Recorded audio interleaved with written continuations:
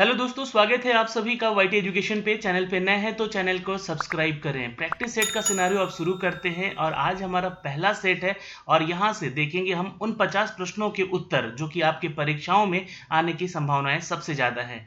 क्योंकि आपके सामने बीपीएससी और बिहार दरोगा भी एग्जाम है और बिहार सचिवालय सहायक भी, तो इन सब का जो अगर आप सिलेबस देखेंगे तो जीके जीएस और करंट अफेयर का सिलेबस मिलता जुलता है।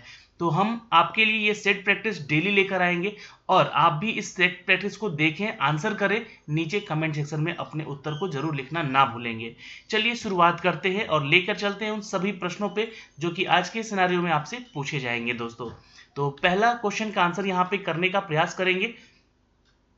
पहला क्वेश्चन है कि बनारस में सेंट्रल हिंदू स्कूल की आधारशिला किसने रखी है। आपको बता दें कि ये सेंट्रल हिंदू स्कूल जो है अब जो है BHU के नाम से जाना जाता है, जी हाँ, बनारस हिंदू यूनिवर्सिटी। तो इसकी जो आधारशिला थी वो एनी बेसेंट ने रखी थी। अब ये सवाल उठता है कि एनी बेसेंट जो है ये कहाँ की रहने वाली थी। तो ये क्लैफहम टाउन लंदन यानी कि यूनाइटेड किंगडम की रहने वाली थी, जी हाँ, और ये आगे चलकर भारतीय कांग्रेस में ये शामिल भी हुई थी। तो आंसर यहाँ पे आप कर लीजिएगा, it's B is the correct answer. अगले सवाल पे चलते हैं दोस्तों। सवाल नंबर 2 है, यहाँ पे आंसर कीजिएगा कि जलवायु जोखिम सूचकांक 2021 में प्रथम स्थान कौन सा देश का रहा। तो बिल्कुल अगर आप उत्तर यहाँ पे कर रहे हैं दोस्तों, it's B Mozambique is the correct answer. Note कर सकते हैं यहाँ पे। जी हाँ, ये वैश्विक जलवायु जोखिम सूचकांक में भारत का स्थान क्या रहा, तो ये भी आपको जानना जरूरी है। और भारत जो है 5वें पावदान पे था। ठीक है, इंडिया का अगर स्थान पूछेंगे तो ये ध्यान रखिएगा, यहाँ पे भारत का स्थान 5वां रहा वैश्विक जलवायु जोखिम सूचकांक में। ठीक है, ये वर्ल्ड लेवल पे होता है और ये प्रथम स्थान था दोस्तों मोजाम्बिक का। आंसर कर लेंगे, B is the correct answer. Next, भूप्रपट्टी में सर्वाधिक पाया जाने वाला तत्व है। तो आंसर कर लीजिएगा दोस्तों यहाँ पे, इट्स डी ऑक्सीजन। चूंकि देखिए ऑक्सीजन यहाँ पे भूप्रपट्टी में सबसे ज्यादा पाया जाने वाला तत्व है और यहाँ पे आपको सबसे ज्यादा पाए जाने वाले तत्व के बारे में पूछा गया है। और ऑक्सीजन जो है भूप्रपट्टी में कितना प्रतिशत पाया जाता है, तो 46.6% है जो कि यहाँ पे पाया जाता है। इसके बाद अगर हम बात करें तो एल्युमिनियम की है दोस्तों यहाँ पे, यह 8.1%। ठीक है, याद रखेंगे ये बहुतायत में तत्वों की अगर बात करें तो सबसे ज्यादा एल्युमिनियम भी है। ठीक है, नेक्स्ट क्वेश्चन पे चलते हैं दोस्तों, आंसर कर लीजिएगा। वरुण ग्रह की खोज 1846 ईस्वी में किसने की थी। बिल्कुल आंसर कर लेंगे दोस्तों, वरुण ग्रह की खोज जो है ये किया था जॉन गॉले ने। आंसर क्या कर लेंगे, ए इज द करेक्ट आंसर। यहां से आप नोट कर सकते हैं और आंसर ए हो जाएगा, इज द राइट आंसर। कब किया गया था, तो 1846 ईस्वी में किया गया था, ये भी आपको ध्यान रखना होगा। नेक्स्ट, हाल ही में जल प्रबंधन के लिए वैश्विक सतत विकास लक्ष्य पायनियर के रूप में पहचाने जाने वाले भारतीय कौन बने। तो बिल्कुल यहाँ पे आप उत्तर कर लीजिएगा दोस्तों, ये 11 जून का ही अपडेट है। ठीक है, ये ध्यान रखेंगे। और ये जो दोस्तों बने हैं जल प्रबंधन के लिए वैश्विक सतत विकास लक्ष्य पायनियर के रूप में पहचाने जाने वाले पहले भारतीय बने हैं दोस्तों रामकृष्ण मुकाविल। नोट कर सकते हैं दोस्तों, आंसर यहाँ पे हम सी कर लेंगे, इज द करेक्ट आंसर। सवाल नंबर चलते हैं। नेक्स्ट क्वेश्चन है, अभिनव भारत से कौन संबंधित है। तो आंसर कर लीजिएगा दोस्तों यहाँ पे, इट्स ए BD सावरकर। जी हाँ, BD Savarkar is the correct answer. Note कर लीजिएगा। अभिनव भारत समिति जो है दोस्तों यंग इंडिया सोसाइटी के नाम से भी जाना जाता है। ये आपसे क्वेश्चन पूछ सकता है एग्जाम में, यंग इंडिया सोसाइटी। ठीक है, ये ध्यान रखिएगा, यहाँ पे एक्सपेक्टेड क्वेश्चन है। और ये 1904 में जी हाँ VD सावरकर, इनका पूरा नाम क्या था, विनायक दामोदर दास। जी हाँ, विनायक दामोदर सावरकर। ठीक है, ये नोट कर लीजिएगा, विनायक दामोदर सावरकर। ठीक है, और इनके भाई गणेश दामोदर सावरकर जो थे यहाँ पे वो भी थे इसमें शामिल, ये ध्यान रखिएगा। और नारायण दामोदर सावरकर द्वारा स्थापित किया गया था एक गुप्त समाज के रूप में। ठीक है, गुप्त समाज के रूप में किसको भाई, तो अभिनव भारत को। नेक्स्ट सवाल है यहाँ पे कि न्यूटन से पहले ही बता दिया गया था कि सभी वस्तुएं पृथ्वी की ओर गुरुत्वाकर्षित होती है, किसके द्वारा। तो बिल्कुल अगर आप यहाँ पे उत्तर कर रहे हैं दोस्तों, आंसर कर लीजिएगा, it's D, Brahmagupta is the correct answer. Note कर लीजिएगा, D is the right answer. आपको बता दें कि गैलीलियो ने भी इसके बारे में बताया था। इटली के वैज्ञानिक थे गैलीलियो, और गैलीलियो ने गैलीली ने यहाँ पे सर्वप्रथम इस तथ्य को भी प्रकाश डाला था कि कोई भी पिंड है ना, कोई भी वस्तु या पिंड जब ऊपर से गिरता है तब वो एक नियत त्वरण के साथ यानी कि एक्सेलरेशन के साथ यहाँ पे जो है कि गिरता है और वो पृथ्वी की ओर आता है। तो ये गैलीलियो ने भी बताया था। लेकिन सबसे पहले अगर यहाँ पे बात की गई है तो वो है ब्रह्मगुप्त, जो कि भारत से संबंधित है। नेक्स्ट, एक भारहीन गुब्बारे में 200 ग्राम जल भरा गया है, इस जल में भार क्या होगा? बिल्कुल अगर आप आंसर कर रहे हैं नीचे कमेंट सेक्शन में अपने आंसर भी कमेंट करते रहिएगा और आंसर कर लीजिएगा दोस्तों यहाँ पे शून्य, A is the correct answer. Note कर लेंगे। सवाल नंबर नेक्स्ट, भारतीय संविधान में अवशिष्ट अधिकारों को,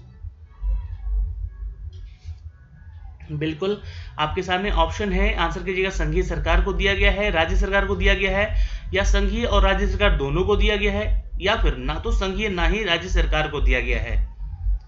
तो अवशिष्ट जो शक्तियों के बारे में या अवशिष्ट अधिकारों के बारे में बात अगर होगी तो अवशिष्ट शक्तियां दोस्तों संविधान के द्वारा केंद्र सरकार को एक विशेष शक्ति दिया गया है। किसको दिया गया है? केंद्र सरकार को, यानी कि संघ को, यानी कि संघीय सरकार को दिया गया है, सेंट्रल को दिया गया है। ठीक है, याद रखिएगा दोस्तों, है ना, केंद्र सरकार को दिया गया। और संसद को किसी भी विषय पर कानून बनाने का अधिकार है। जी हाँ, आपको बता दें कि इसमें संसद को किसी भी, है ना, संसद को किसी भी तरह का कानून बनाने का अधिकार है ना, किसी भी तरह का कानून बनाने का अधिकार है जो कि समवर्ती और राज्य सूची में शामिल नहीं है। ठीक है, तो ये दोनों चीज पूछ सकता है एग्जाम में कि ऐसा कौन सा सूची है जो कि संसद के इन दोनों विषयों में शामिल नहीं है। तो समवर्ती और राज्य सूची में शामिल नहीं है हमारा अवशिष्ट शक्ति, याद रखेंगे। और अवशिष्ट नियंत्रण में 3 सूचियां हैं जो कि संघ सूची, राज्य सूची और समवर्ती सूची आती हैं।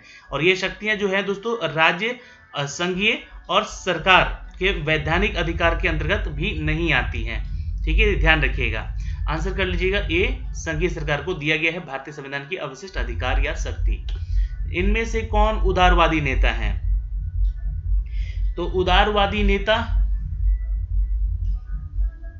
बिल्कुल आप लोग भी आंसर कीजिएगा यहाँ पे। देखिए उदारवादी नेता इनमें सभी हैं, दादा भाई नौरोजी, रास बिहारी घोष और बदरुद्दीन तैयबजी और एस.एन. बैनर्जी। ऑल आप यहाँ पे आप आंसर कर सकते हैं, E is the correct answer. जी हाँ, नेक्स्ट क्वेश्चन पे चलते हैं। भारी मशीनों के उपयोग के लिए स्नेहक कौन सा है?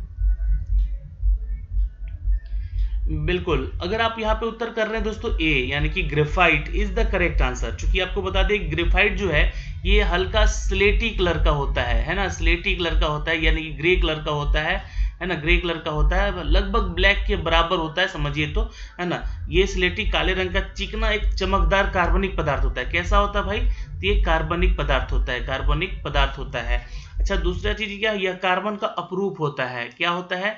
कार्बन का अपरूप होता है। ठीक है, तो ये क्वेश्चन भी एग्जाम में पूछा गया कि क्या ग्रेफाइट कार्बन के अपरूप है, क्वेश्चन पूछा गया है बीपीएससी में, तो इसको ध्यान में रखिएगा। ग्रेफाइट जो है दोस्तों चूर्ण का उपयोग भारी मशीनों के स्नेहक के रूप में हम कर सकते हैं। तो आंसर यहाँ पे हम ए कर लेंगे। सवाल नंबर नेक्स्ट, न्यायालयों में हमारी एक भी देशवासी के साक्ष्य का वजन अनेक हिंदुओं के साक्ष्यों से ज्यादा होता है। यह ऐसी परिस्थिति है जो बेईमान और लालची अंग्रेजों के हाथों में सत्ता का भयंकर उपकरण रख देती है। यह कथन किसका है? तो ये 4 ऑप्शन है आपके पास, आर.वी. जोंगिस, लॉर्ड मेकाले, मिलर और ट्रेवेलियन। तो आंसर कर लीजिएगा, it's a D, Trevelyan. Note कर लेंगे।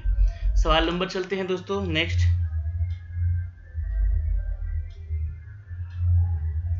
हाँ, अंडमान सागर में स्थित प्रस्तुत ज्वालामुखी का क्या नाम है?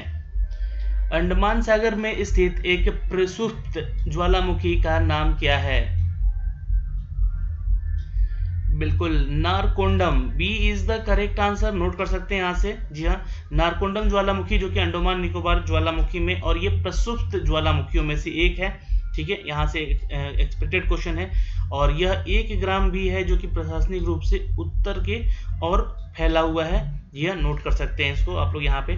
और विश्व की प्रमुख ज्वालामुखियों के लिस्ट भी आप लोग को याद रखना होगा, जिसमें कि विस्वियस है ना, विस्वियस और प्रसुप्त दोनों के बारे में आपको जानना होगा। ठीक है, ज्वालामुखी जो कि पृथ्वी का वह भाग होता है जहां पर पिघले हुए चट्टान जिसमें कि मैग्मा होता है, वो मैग्मा कहलाता है, और पृथ्वी की सतह पर लावा के रूप में आ जाता है और ज्वालामुखी कहलाता है। तो ये ध्यान रखिएगा, क्वेश्चन पूछेगा अगर ज्वालामुखी क्या होता है तो ये आप बताइएगा कि पृथ्वी का वह भाग जहाँ पिघले हुए चट्टान जिसे मैग्मा कहते हैं और पृथ्वी के सतह पर लावा के रूप में आ जाता है, जिसको हम लोग ज्वालामुखी कहते हैं। नेक्स्ट क्वेश्चन पे चलते हैं दोस्तों। यहाँ पे क्वेश्चन है, किसी राज्य विधानसभा के निर्वाचन में निर्वाचित घोषित होने वाले प्रत्याशी अपना जमानत राशि खो देता है, उसका अर्थ क्या है?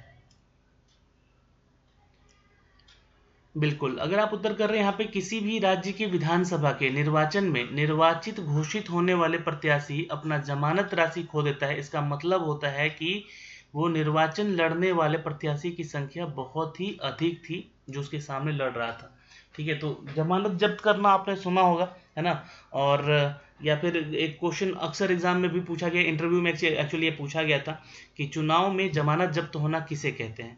तो चुनाव में जमानत जब्त उस स्थिति में होती है जब कोई भी उम्मीदवार जो है ना कुल वैध वोटों का, है ना, कुल मान लीजिए कि अगर आपके उस क्षेत्र में 2500 वोट है तो इस कुल वोट का 1/6 हिस्सा प्राप्त करने में नाकाम रहता है। कम से कम इतना तो आपको मिलेगा तब आपका जमानत जब्त नहीं होगा, भले आप हार जाएंगे पर जमानत जब्त नहीं होगा। लेकिन कुल जितना वोट है वैध वोट का, है ना, वैध वोट का 1/6 जो है अगर आप नहीं ले पाते, नाकाम हो जाते हैं, तो ऐसी स्थिति में उम्मीदवार के द्वारा चुनाव आयोग के पास जमा की गई जो जमानत राशि है, जमानत उसकी जब्त कर ली जाती है, यानी कि वो राशि भी उनको नहीं मिलता है। अच्छा, एक क्वेश्चन और पूछा गया था एग्जाम में, इंटरव्यू में ही पूछा गया था, एक्चुअली मैं अपना ही एक एक्सपीरियंस बता रहा हूँ कि संसदीय निर्वाचन क्षेत्र के लिए चुनाव लड़ने के लिए कितने रुपए की सिक्योरिटी राशि या विधानसभा क्षेत्र निर्वाचन के लिए जो है दी जाती है। तो देखिए, अगर आप संसदीय क्षेत्र के लिए लड़ रहे हैं तो याद रखिएगा, है ना, ये क्वेश्चन बीपीएससी में ही पूछा गया था। संसदीय क्षेत्र के लिए, है ना, जब आपसे ये राशि पूछा जाए तो आप बताइएगा 25,000 रुपये, ठीक है, 25,000। लेकिन वहीं पे अगर सिक्योरिटी राशि और विधानसभा के बारे में पूछ ले, तो विधानसभा के बारे में अगर पूछ ले तो आपको बताना है 10,000 रुपये। ठीक है, ये दोनों ही अलग अलग हैं। तो संसदीय निर्वाचन क्षेत्र के लिए चुनाव लड़ने के लिए 25,000 रुपये और सिक्योरिटी राशि, और विधानसभा निर्वाचन क्षेत्र के लड़ने के लिए 10,000 के रुपये आपको यहाँ पे देनी होती है। लेकिन ये जब्त कब हो जाती है? जब आप किस वैध वोट का 1/6 जो वोट नहीं प्राप्त कर पाते हैं तो। ओके, समझ गए आप चीजों को। नेक्स्ट सवाल नंबर चलते हैं अगले पे। क्वेश्चन देखिए, समझिएगा। विलयन के जिस घटक के मूल भौतिक अवस्था विलयन जैसी होती है उसे क्या कहते हैं?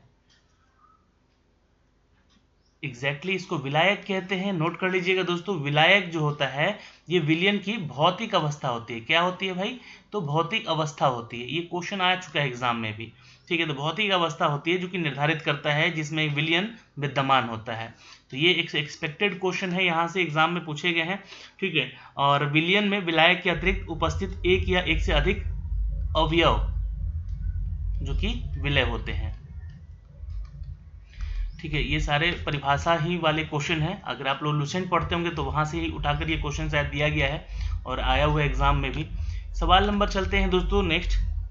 तत्वों के भौतिक और रासायनिक गुण उनके परमाणु भारों के आवर्त फलन होते हैं, यह नियम किसने प्रतिपादित किया था? बीपीएससी 2004 का क्वेश्चन है, आपको पता होना चाहिए आवर्त सारणी के बारे में, आवर्त नियम के बारे में। आवर्त नियम क्या है? अगर आप लोग जानते हैं तो जरूर ध्यान में रखिएगा। आवर्त नियम यानी कि पीरियोडिक लॉ रसायन शास्त्र का एक महत्वपूर्ण नियम है, जहां पर 1869 में ही, जी हाँ, रूस के प्रसिद्ध रासायनिक जो वैज्ञानिक थे मेंडलीव, है ना, उन्होंने ही ये दिया था और इसका प्रतिपादन किया था। इस नियम के अनुसार तत्वों के भौतिक और रासायनिक गुण के उनके परमाणु भारों के आवर्ती फलन होते हैं, ऐसा इन्होंने कहा था। तो आपको आंसर क्या करना होगा? ए, यानी कि Mendeleev is the correct answer. तो भौतिक और रासायनिक गुणों के परमाणु भारों के आवर्त फलन होते हैं, यह नियम मेंडलीफ ने दिया था 1869 में। सवाल नंबर नेक्स्ट। युगांतर नामक साप्ताहिक पत्र का प्रकाशन किसने किया? बिल्कुल, देखिए क्वेश्चन यहाँ पे थोड़ा सा इंपॉर्टेंट है तो आप लोग ध्यान रखिएगा। युगांतर जो है ये आपका जो साप्ताहिक पत्र है ये बंगाल से संबंधित है, ठीक है। तो बंगला से संबंधित है और ये एक बंगला युगांतर कहा जाता है, ठीक है। बंगला भाषा में ही प्रकाशित होती है और होती थी, और एक क्रांतिकारी पत्र भी इसको कहा जाता था। क्या कहा जाता था? एक क्रांतिकारी, है ना, क्रांतिकारी पत्र भी इसको संज्ञा दी गई थी। अच्छा, आपको बता दें कि 1906 में अविनाश भट्टाचार्य जो कि अरविंदो घोष कहलाते थे, ठीक है, ये एक नोट कर लीजिएगा, अरविंदो घोष कहलाते थे, अरविंदो घोष, है ना, जो कि अविनाश भट्टाचार्य और भूपेंद्र नाथ, ठीक है, भूपेंद्र नाथ दत्ता, ये नाम दोनों ही याद रखिएगा। और अनुशीलन समिति का मुख्य पत्र भी इसको कहा जाता था। उस समय बंगाल में अपनी जड़ें जमाने लगा था। तो यहाँ पे दो नाम रखिएगा याद आप लोग, एक वीरेंद्र कुमार घोष और एक भूपेंद्र नाथ दत्ता, ठीक है। ये दोनों ही आंसर कर लीजिएगा जो कि इसके प्रकाशन में शामिल थे। तो आंसर ई हो जाएगा, एक से अधिक उत्तर, ए और B is the right answer. सवाल नंबर नेक्स्ट, शीशे की छड़ जब भाप में रखी जाती है इसकी लंबाई बढ़ जाती है परंतु इसकी चौड़ाई, तो बिल्कुल शीशे की छड़ को जब भाप में रखिएगा तो इसकी लंबाई भी बढ़ेगी और इसकी चौड़ाई भी बढ़ती है। तो आंसर यहाँ पे हम डी कर लेंगे, is the correct answer. Next question पे चलते हैं। बत्ती वाले स्टाफ में केरोसिन की बत्ती में ऊपर चढ़ने का कारण क्या है? एग्जैक्टली देखिए, बत्ती वाले जो स्टाफ लगे होते हैं, और आप देखे होंगे कि कुछ इस तरह से आपका जो घर में मतलब एक मान लीजिए कि ये केरोसिन वाला डब्बा है ना, आपने जलाया भी होगा इस तरह के, है ना, और यहाँ पे एक बत्ती लगी रहती है और इसमें केरोसिन रहता है। अब ये केरोसिन जो है इतना ही रहता है, बट यहाँ डूबा रहता है इतना हिस्सा, और इसी से ही ये रिस कर ऊपर चढ़ता है। तो ये किसके कारण चढ़ता है? और ये जो है जो दिया है या दीपक है वो जलता रहता है, तो ये जो है पृष्ठ तनाव के चलते हुआ होता है दोस्तों, याद रखिएगा। आंसर क्या कर लेंगे? D is the correct answer. बत्ती वाले स्टोव में, स्टोव है ना, ये स्टाफ भी कहते हैं इसको, स्टोव में केरोसिन की बत्ती में ऊपर चढ़ने के कारण तेल का पृष्ठ तनाव है, और पृष्ठ तनाव के कारण ही कोशिका वर्षण होता है। क्या होता है? पृष्ठ तनाव के चलते हैं क्या होता है? तो कोशिका वर्षण होता है, कोशिका वर्षण होता है, जिसके फलस्वरूप द्रव जो होता है पतली नली में प्रवेश करके ऊपर चढ़ता है। तो ये पतली नली है और इससे ऊपर चढ़ता है ये, ठीक है। सवाल नंबर चलते हैं नेक्स्ट पे। साधारण यंत्र किसी व्यक्ति का सहायता करता है, बिल्कुल आंसर कर लेंगे दोस्तों, कम बल का प्रयोग करके भी उतनी ही मात्रा में काम करने का। जी हाँ, नोट कर लीजिएगा। आंसर क्या कर लेंगे? यहाँ भी हम डी कर लेंगे। सवाल नंबर चलते हैं नेक्स्ट पे। यहाँ पे आपको मैच करना है जरा और बताना है कि कौन सा युग्म सही है। तो इंडियन सोशल कॉन्फ्रेंस जो कि एमजी राणा डे से मैच किया गया है, ये गलत है। जस्टिस आंदोलन जो कि आर.एस. नायर और एम त्यागराज के साथ मैच किया गया, ये कथन सही है। मंदिर प्रवेश आंदोलन जो कि यहाँ पे श्री नारायण गुरु और एन कुमारन के साथ किया गया है, ये गलत है। आत्मसम्मान आंदोलन जो कि सीएन मदुलियार के साथ किया गया, ये भी गलत है। तो आंसर यहाँ पे कर लीजिएगा बी, ओनली 2 जो है आपका कथन यहाँ पे सत्य है, ठीक है, ओनली 2 ये याद रखिएगा। और जस्टिस आंदोलन जो है यहाँ पे जो है ये जो है आपको मैं बता देना चाहता हूँ, जस्टिस आंदोलन जो है ये सीएन मदुलियार के साथ था, सीएन मदुलियार। अगर आप ए से यहाँ मैच करते तो इसका सही होता। और आत्मसम्मान आंदोलन जो था ये दोस्तों संबंधित था एक आपका ई रामास्वामी नैयर के द्वारा। तो ये आत्मसम्मान आंदोलन जो था ई नैयर के साथ, इसके साथ मैच करते तो सही होता, बट ये मैच यहाँ पे सिर्फ दूसरा वाला सही है, इसको ध्यान रखिएगा। आंसर बी कर लेंगे। सवाल नंबर चलते हैं नेक्स्ट दोस्तों।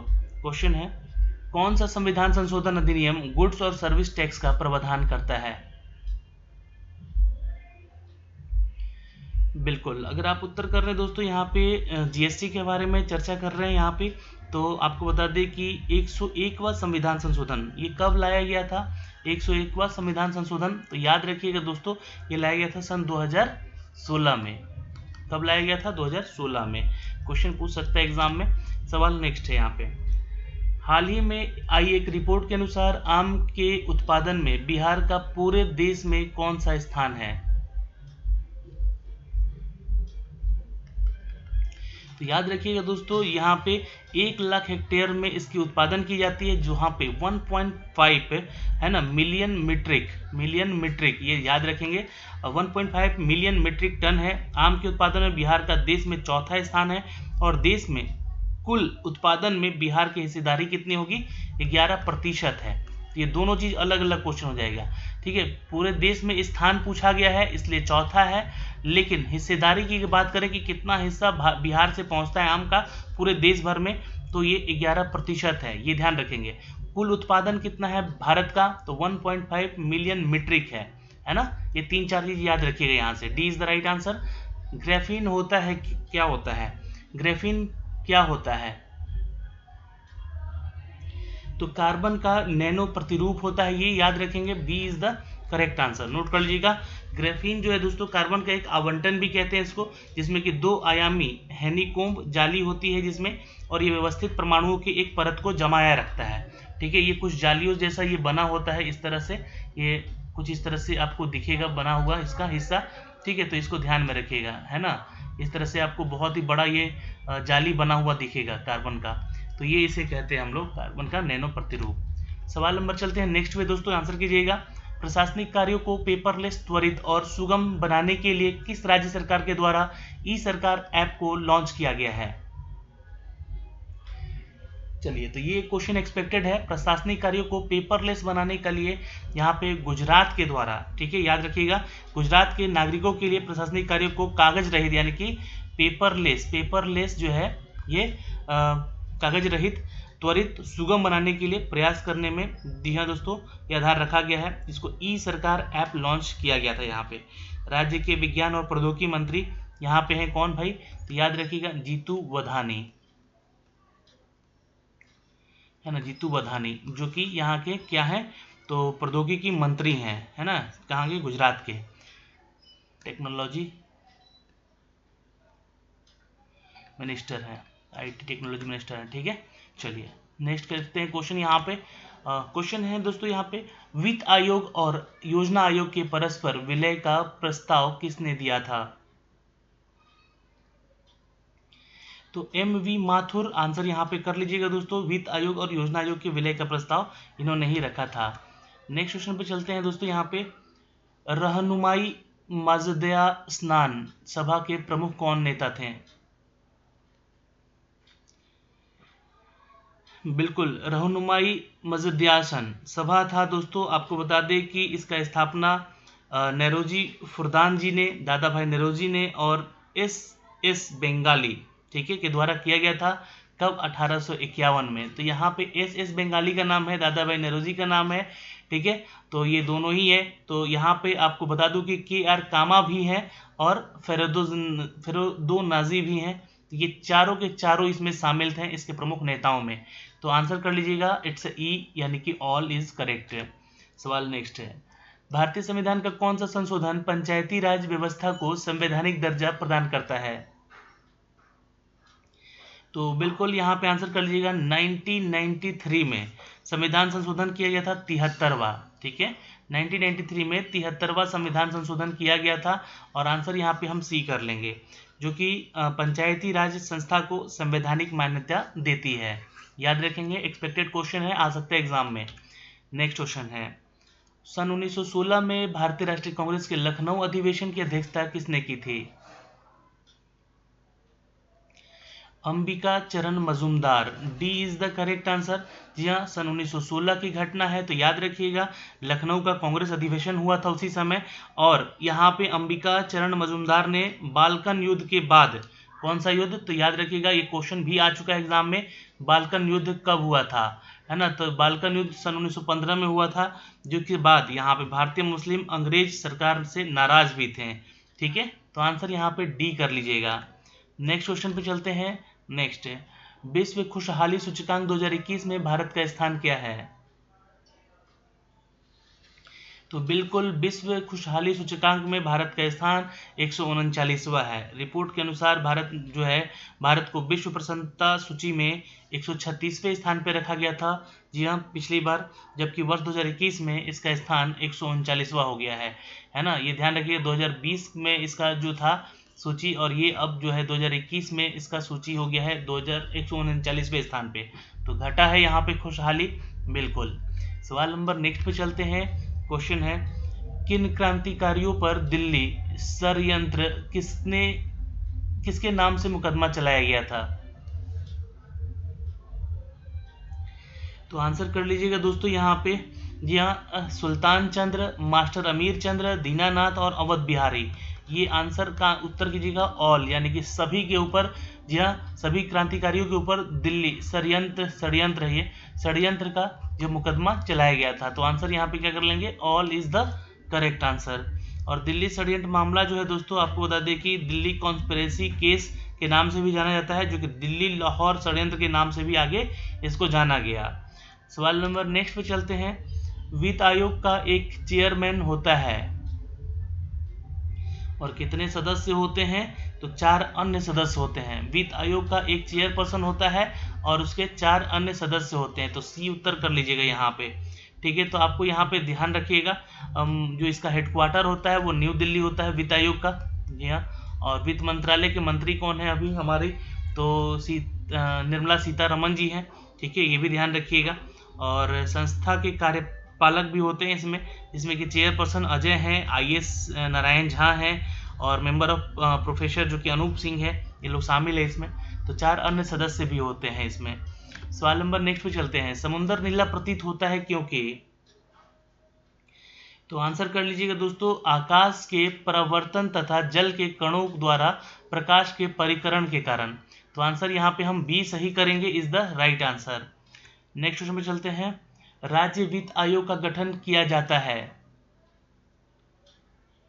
राज्यपाल के द्वारा, और आर्टिकल 243 है ना, 243 आर्टिकल जो है 243 के झ है ना, याद रखिएगा दोस्तों, इट्स झ है ना, 43 के झ में वर्णित है ये सारी चीजें। और आंसर कर लीजिएगा राज्यपाल के द्वारा, ठीक है। आंसर क्या कर लीजिएगा, D is the correct answer. कौन से आर्टिकल का उपयोग करके? तो राज्यपाल के द्वारा अनुच्छेद 243 झ के तहत इसका गठन किया जाता है। राज्य के वित्त आयोग का गठन करता है किसी भी राज्य में, ठीक है। नेक्स्ट क्वेश्चन पे चलते हैं दोस्तों। यहाँ पे क्वेश्चन है, राष्ट्रीय विकास परिषद की अध्यक्षता कौन करता है?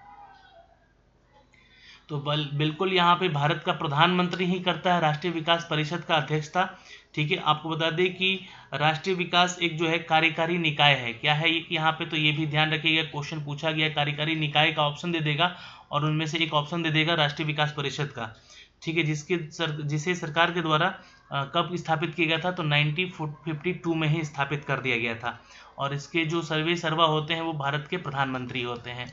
सवाल नंबर नेक्स्ट पे चलते हैं। कोयले के निम्नलिखित प्रकार में से किसी एक में से शेष प्रकारों की अपेक्षा कम प्रतिशत कार्बन अंश होता है, वो कौन सा है? बिल्कुल याद रखिएगा, मात्र यहाँ पे जो है लिग्नाइट होता है। ये 25 से लेकर 35% तक ही इसमें कार्बन उपलब्ध होता है, इसलिए सबसे कम कार्बन होने का अंश होता है इसमें। तो यहाँ पे आंसर कर लीजिएगा, यहाँ lignite is the correct answer, ठीक है। इसको पीट रूप भी कहते हैं इसका। सवाल नंबर चलते हैं दोस्तों नेक्स्ट क्वेश्चन पे, आंसर कीजिएगा। शनि के वलयों की संख्या कितनी होती है? तो बिल्कुल यहाँ पे आंसर कर लीजिएगा, टोटल 7 होता है ना। तो इनमें से कोई नहीं आंसर हो जाएगा, ई उत्तर कर लीजिएगा। बीपीएससी पैटर्न पे ये क्वेश्चन है, ध्यान रखेंगे। क्वेश्चन है, advantage India I the story of Indian tennis पुस्तक के लेखक कौन है? पुस्तकों से संबंधित एक प्रश्न जरूर रहता है। एक्चुअली अगर बिहार बीपीएससी की बात कर ले तो यहाँ पे 3 फैक्ट होते हैं। एक तो इतिहास से क्वेश्चन पूछा जाता है जहाँ पे पुस्तकों के बारे में पूछा जाता है। एक करंट अफेयर से भी क्वेश्चन रहता है जहाँ पे पुस्तकों के बारे में पूछा जाता है। एक जो होता है दोस्तों यहाँ पे मध्यकालीन इतिहास के बारे में, और ज्योग्राफिकल जो भी हमारी घटनाएं होती हैं उनके बारे में भी, जो जूलॉजिकल हमारे सर्वेयर होते हैं उन्होंने कौन कौन सी पुस्तकें लिखी, वहाँ से भी क्वेश्चन रहता है। तो ये 3-4 क्वेश्चन के यहाँ पे बीपीएससी में बुक से रिलेटेड क्वेश्चन देखने को मिलते हैं। तो इसलिए बुक वाला सिस्टम जो है, जो आपका सिनारियो है, उसको याद करके रखना होगा। फिलहाल advantage India I the story of India tennis पुस्तक के लेखक हैं दोस्तों, याद रखिएगा, अनिधिंता दत्ता, ठीक है, याद रखेंगे। नेक्स्ट क्वेश्चन पे चलते हैं। कृत्रिम उपग्रह पृथ्वी से सुस्पष्टता से ट्रैक किया जा सकता है? जी हाँ, डॉपलर इफेक्ट के द्वारा। आंसर ए कर लीजिएगा, इज द करेक्ट आंसर। कृत्रिम यानी कि आर्टिफिशियल जो सैटेलाइट होते हैं दोस्तों, ये डॉपलर इफेक्ट के द्वारा ट्रैक किया जा सकता है। इसके लिए जो डॉपलर कर्व होता है उसका हम लोग प्रयोग करते हैं, और डॉपलर के द्वारा उपयोग किया गया ट्रैक किया जा सकता है, जिसमें कि उपग्रह और भेजने वाले केंद्र के मध्य जो संपर्क है उसको भी हम लोग विनियमित कर सकते हैं। ठीक है, तो आंसर यहाँ पे हम ए कर लेंगे, is the right answer. Next question पे चलते हैं। वस्तु मात्रा बदलने पर अपरिवर्तित रहेगा? बिल्कुल, वस्तु की अगर मात्रा हम लोग बदलते हैं तो इनमें से क्या अपरिवर्तित रहेगा? तो उसका घनत्व। क्या उसका अपरिवर्तित रहेगा? तो उसका घनत्व अपरिवर्तित रहता है। नेक्स्ट क्वेश्चन पे चलते हैं। बाल गंगाधर तिलक ने अपनी पहली होम रूल मीटिंग कहाँ रखी थी? तो बिल्कुल यहाँ पर उत्तर कर लीजिएगा, बेलग्राम में। C is the right answer, note कर लीजिएगा दोस्तों। जी हाँ, और 28 अप्रैल 1916 में बेलगांव जो है, बेलगांव या बेलग्राम कह लीजिए इसको, ठीक है, 1916 में, ठीक है। और डेट याद रखिएगा 28 अप्रैल, चूंकि डेट भी कभी कभी पूछ लिया जाता है। तो होम रूल की स्थापना इन्होंने की थी, ठीक है, बाल गंगाधर तिलक ने। क्वेश्चन आया हुआ है एग्जाम में। नेक्स्ट क्वेश्चन पे चलते हैं। कौन सा विषय है जिस पर कि कम से कम आधे राज्यों के विधानमंडलों की अनुसमर्थन से ही संवैधानिक संशोधन संभव है? तो बिल्कुल याद रखिएगा यहाँ पे दोस्तों, एक तो राष्ट्रपति का निर्वाचन, संसद में राज्यों का प्रतिनिधित्व, और तीसरा है 7वीं अनुसूची में कोई भी सूची, जिसके चलते ये सारे वो तीनों विषय हैं जिन पर कि कम से कम आधे राज्यों का विधानमंडल के अनुसमर्थन से ही संवैधानिक संशोधन करना संभव होता है। तो यहाँ पे आंसर कर लेंगे ए, बी और सी, यानी कि ऑप्शन नंबर ई जो है आपका यहाँ पे सही होगा, एक से अधिक। ठीक है, is the right answer. Next question है दोस्तों यहाँ पे, 1885 ईस्वी में भारतीय संविधान राष्ट्रीय कांग्रेस का प्रथम अधिवेशन किस स्थान पर हुआ था? तो बिल्कुल ये था बॉम्बे। ठीक है, याद रखिएगा दोस्तों, यहाँ पे इट्स अ बॉम्बे। तो इनमें से कोई नहीं होगा उत्तर, यहाँ पे ई उत्तर यहाँ भी आप कर लीजिएगा। 1885 ईस्वी में भारतीय राष्ट्रीय कांग्रेस का प्रथम अधिवेशन कहाँ हुआ था? तो बॉम्बे में हुआ था। जब कोई वस्तु ऊपर से गिराई जाती है तो उसका भार होता है? बिल्कुल आंसर कर लीजिएगा, अपरिवर्तित रहेगा। भार में कोई बदलाव नहीं होता है। आप एक बॉल को गिराइए या एक बड़े पत्थर को गिराइए, जब नीचे गिरेगा तो उसका जो मास होगा वो बिल्कुल सेम रहेगा, है ना, मास में कोई परिवर्तन नहीं होता है, अपरिवर्तित रहेगा। सवाल नेक्स्ट है यहाँ पे दोस्तों, क्षेत्रीय परिषद का लक्षण अच्छा नहीं है बोला गया, ध्यान रखिएगा।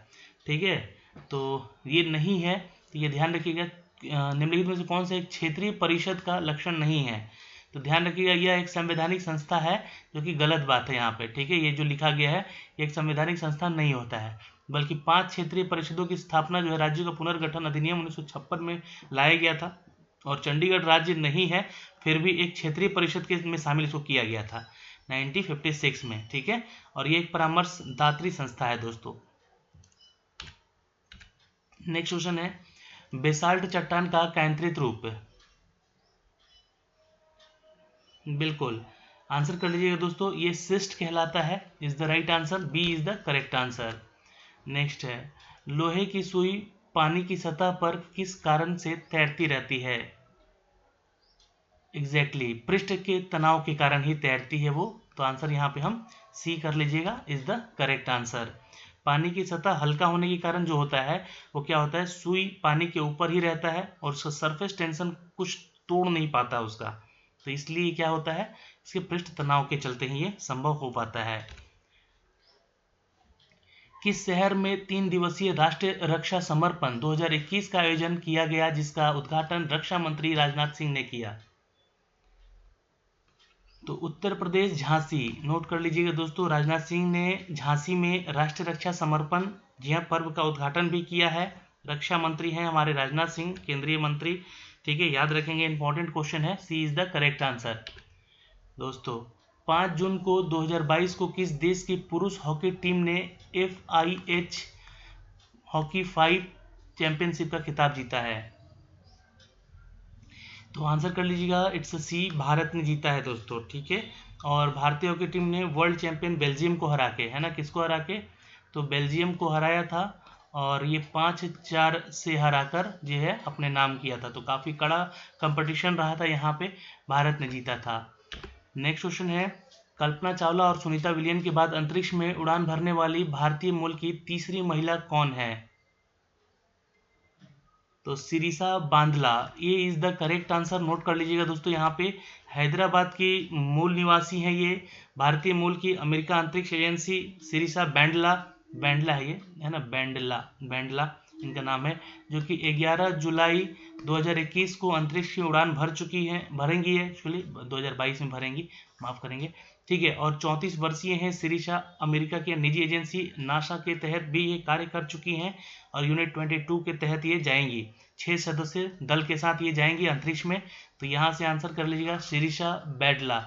जी हाँ, कल्पना चावला और सुनीता विलियम के साथ साथ अब ये तीसरा नाम है जो कि महिला है भारतीय मूल से, हैदराबाद से।